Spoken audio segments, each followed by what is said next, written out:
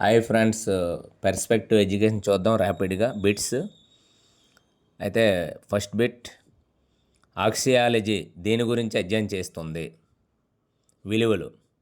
ఆక్సియాలజీ దేని గురించి అధ్యయనం చేస్తుంది? విలువలు.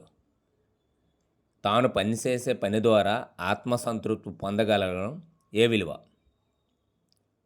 అంతర్గత విలువ. తాను పనిచేసే పని ద్వారా ఆత్మసంతృప్తి పొందగలగడము ఏ విలువ అంటే అంతర్గత విలువ. ఎన్సీఆర్టీ జనాభా విద్య పాఠ్య ప్రణాళికను రూపకల్పన చేసిన సంవత్సరం 1971. ఎన్సీఆర్టీ జనాభా విద్య పాఠ్య ప్రణాళికను రూపకల్పన చేసిన సంవత్సరం 1971. విద్యలో సమాన అవకాశాల కల్పనకు కొఠారి కమిషన్ సూచించిన అంశం. విద్యా సదుపాయాల కల్పన విషయంలో సమానత్వం పాటించాలి. విద్యలో సమాన అవకాశాల కల్పనకు కొఠారి కమిషన్ సూచించిన అంశం ఏంటంటే విద్యా సదుపాయాల కల్పన విషయంలో సమానత్వం పాటించడం. జాతీయ జనాభా విధానం ప్రకటించిన సంవత్సరం 2000. జాతీయ జనాభా విధానం ప్రకటించిన సంవత్సరం 2000. స్కూల్ హెల్త్ అండ్ వెల్త్ ప్రోగ్రామ్ను ప్రారంభించిన సంవత్సరం 2020. స్కూల్ హెల్త్ అండ్ వెల్త్ ప్రోగ్రామ్ను ప్రారంభించిన సంవత్సరం 2020. టర్నరీ సిండ్రోమ్ ఏ వైకల్యంకు దారితీస్తుంది? చలనాత్మక వైకల్యం. టర్నరీ సిండ్రోమ్ ఏ వైకల్యంకు దారితీస్తుందంటే చలనాత్మక వైకల్యం.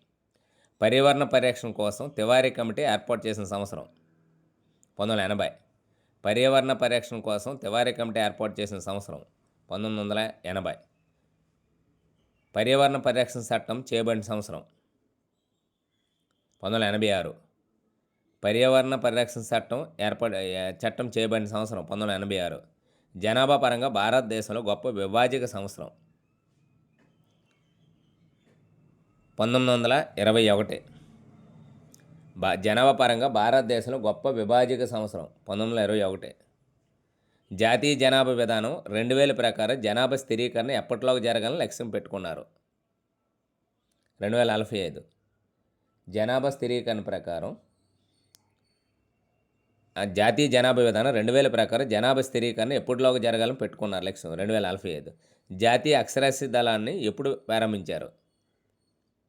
1988. జాతీయ అక్షరాస్యత దళాన్ని ఎప్పుడు ప్రారంభించారు? 1988. ఈ కింది వానిలో ఆలోచన నైపుణ్యం కానిది? సహానుభూతి.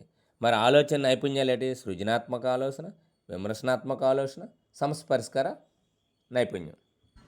ఇండియాలో ఎయిడ్స్ నియంత్రణకు ఆర్థిక సహాయం చేస్తున్న సంస్థ? హూ. World health organization. మిత వినికిడి లోపస్థాయి 41 dB అండ్ 55 dB.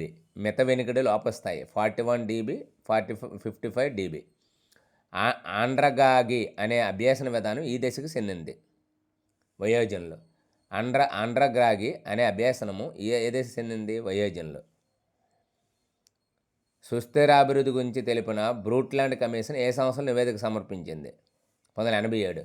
సుస్థిరాభివృద్ధి గురించి తెలిపిన బ్రూట్లాండ్ కమిషన్ ఏ సంవత్సరం నివేదిక? 1987.